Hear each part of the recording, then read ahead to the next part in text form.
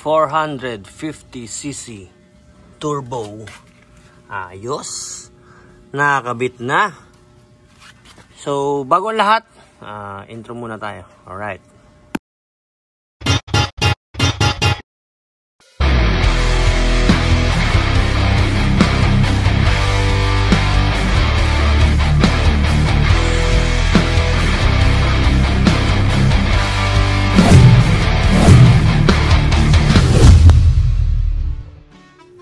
Okay, so ito yung ating turbo and tingnan nyo naman kung gaano kalaki ito. So, meron tayong 30mm. 30mm to eh. Wait lang. Pisa kasi dyan sa parte na yan eh. Ayan, hindi pala. Ba't ganyan? 31. Basta 30mm ito, itong tubong ito. Ito yung kadalasang size ng tubo ng pinakapuno ng tambutso ng Raider.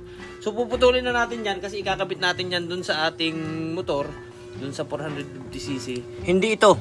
Ito yung 450. Kasi papalitan natin ng mas malaking puno. Shot puno. Mga ganito na kalaki. 44 o kaya ay 51mm. Ito yung nakakabit sa ating turbo na Raider dati.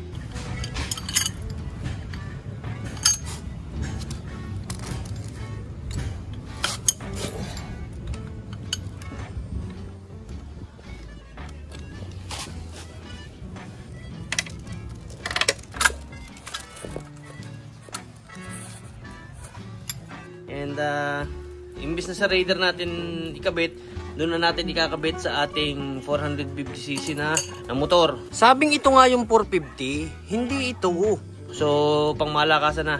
Ayan, malaki yan. Napakalaki nitong turbong ito. Kasi kung ito ikakabit to sa Raider, talagang sabog. Sabog ng Raider. Kaya hinabol natin ang karga, wala talaga. Mahirap. Pinapausok yung tambutso, ay pinapausok yung motor. Masusunog yung ating piston ring ng hindi oras kung gagamitin natin ito.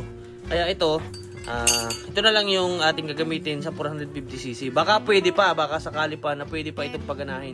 So, putulin na natin dito sa puno. Shot puno. Kasi hindi na natin yan kailangan. Ayan o, duksong yan dyan o. Fix na yan dyan, fix. Yan ito, putulin na natin.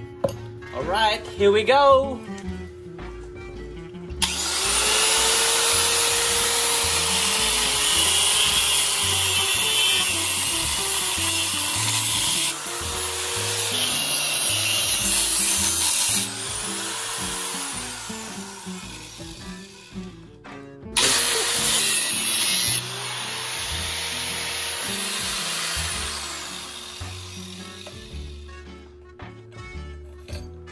Tagilid ang gayat.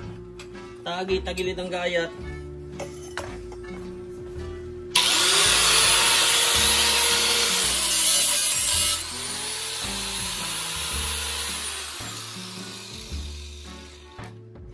Tagal na.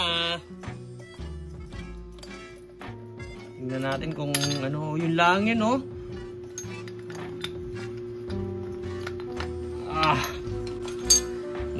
Ang liit. Napakaliit. Yan o. Okay, so tanggal na itong ating tambutso. Yan, malaki na. Diba?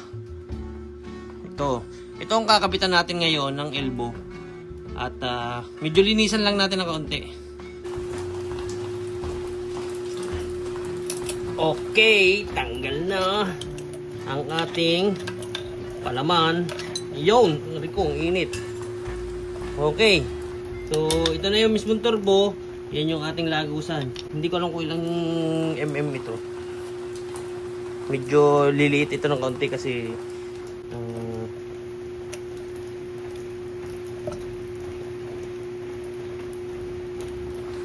nasa 40. So, mga 44 siguro. 44 ang pinakapuno natin dito. 42. Pwede yan. Lagyan natin ng ano. Okay na. So, linis. So, as you can see, nakikita nyo mga kaibigan, ito, sarado na. Tingnan nyo ito mabuti. Tsaka yan. Naka-weld na yan. Tatanggalin natin yan. So inilagay ko yan dati para yung mismong exhaust gas niya dito lang mafo-focus. Mabilis ang ating ikot nito. Ngayon, syempre, delikado naman. Yung ating gagawin naman is carb type. Bubutasan natin yan. Maglalagay tayo ng isa pang singawan ng tambutso. Yan. Yan, kung napapansin nyo yan, part na yan. Yan. TIG-weld yan. Naka-TIG-weld. Para, ito kasi yung labasan ng pressure niya. Pag sobra yung PSI. Ngayon, sinarhan ko yan para walang labasan ng pressure. Talagang sure na sure. Pre, sure. Yan. Okay, so lilinisan na lang natin yan. Tapos, dalhin natin doon. Palinyahan natin ngayon. Ang problema nga lang is, umuulan. Yan. Yan ang mahirap. Paano natin ito matatapos? Bahala na. Okay. So, putasan natin yan. Magiging dalawang tambutso niyan. Isa dito. Ito yung tambutso niya eh. Tapos pumunta dito. Boom, boom, boom, boom. Okay. Tapos ito, lagyan natin ng filter. Kasi pang daily natin ito. Ito pang open. Lalagyan natin yan ng filter. Air filter. So, yan yung magiging air filter natin. Ito yung papunta sa ating karburador. Pagkatapos, papunta itong karburador. Pagkatapos nun, may dadaanan pa yung isa. Pitot tube. Yun yung tinatawag na pitot tube. Yung pitot tube na yun ay explain ko na lang sa inyo kapag buo na. Alright? So, magpatila-tila lang muna tayo kasi okay naman na yan. Linisan ko muna yun ng kaunti para we-building na laan dun. Okay.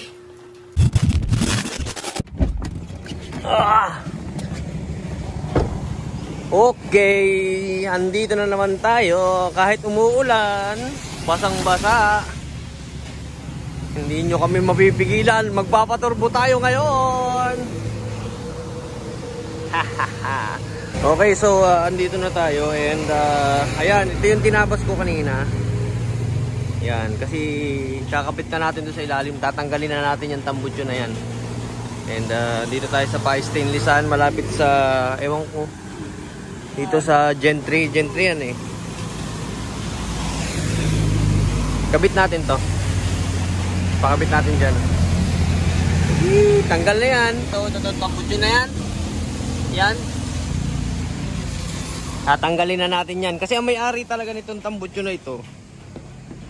May-ari talaga nito. Si Stoker talaga. Mabubuo na rin si Stoker. Kaya ibabalik na natin yan kay Stoker. Tapos ito, ituturbo na lang natin to. Gagawin na lang natin siguro panlaro sa NGO. Ayos man din. Pwede na rin pang show. So, baba na lang natin yan. And baba na lang natin pala ito. Tapos, patapos na yung isa. Sunod kasi ako dun sa Mio na yun eh. Ganda ng Mio na yun. Pakaangat. And, ayun. Lilinyahan na to. Lilinyahan lang naman muna. Kasi itong parting ito, ay i-connect pa yan sa ating Electron. Yan. Gagawan pa natin ng paraan para magkameron siya ng connection papunta dun. Okay. Let's go.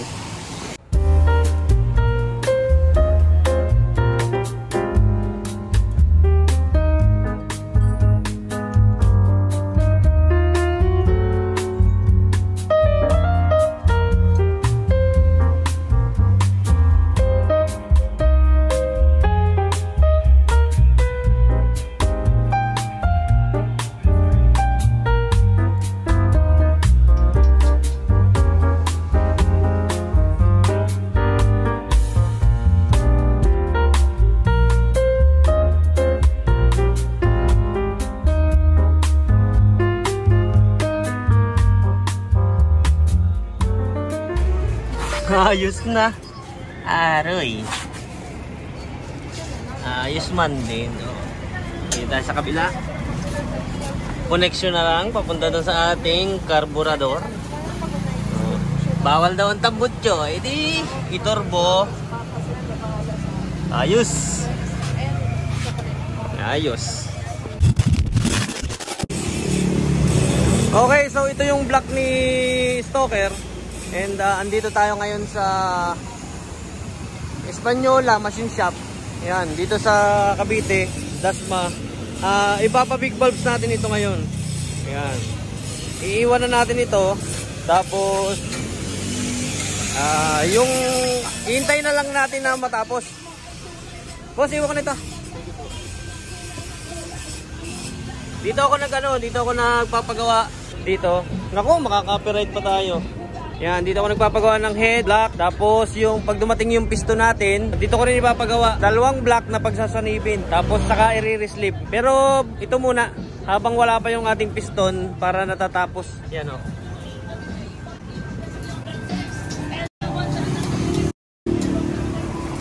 Okay, so dito tayo nagpapagawa sa Española Machine Shop. Yan. Tapos ito na yung ating ano. Ayan. Tapos na. Ano, boss? Oh. Nakaturbo na. Bawal daw ang tambutsyong maingay. O bawal ang open pipe. Di tinanggal ko tambutsyo. Connection na lang. Connection na lang. Papunta dito hanggang doon sa carburetor natin. 3 rows lang yun. Ha? Ang yung radiator, 3 rows. Hindi ko alam. Basta pang sniper yan. Yung big big radiator ng sniper. Dito tayo sa kabila. Yun, tambutso niya. Oh. Tusok na tusok ka talaga kapag nagkamali. Yeah. Ayos. So ang mangyayari dito is baka siyempre pag nakaturbo kasi lalakas ang top speed niyan. Matagal ang hugot ng ng power galing sa mid-range power hanggang padulo. Kasi kailangang sumalitan ng ating turbo. Kaya ang gagawin natin diyan is it's either palakihin pa natin ng kaunti yun. Papalakihin pa natin ng kaunti yung sprocket sa loob. O kaya ay paliitin pa natin ito. Okay. Okay, so yun na. Yun na lang. Connection na lang dito. Papunta doon sa carburetor natin. And hintayin na lang natin matapos yung head natin. Kasi unahin muna natin yon. At least may natatapos kay stoker na paka-kaunti bago dumating yung piston natin. Yan. Española Machine Shop. Dito ako nagpapamachine. Okay, so hanggang dito na lang muna ulit. And paki-like, comment, share, and subscribe na lang nitong video natin. And ayun, bye bye.